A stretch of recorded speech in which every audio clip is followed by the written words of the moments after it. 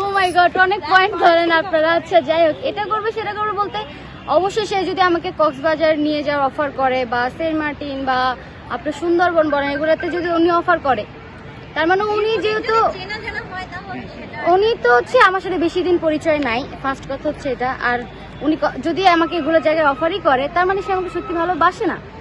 সে হচ্ছে আমার চাচ্ছে যে সে আমার সাথে থাকবে, আমার সাথে হয়তো কিছু একটা করবে, তারপরে সে আমাকে ছেড়ে দিবে, এরকম প্ল্যানিং নিয়ে সে আমাকে রিলেশন আসবে। আচ্ছা, কিছু একটা বলতে কি বোঝেন? আর ভিতরে যায় না।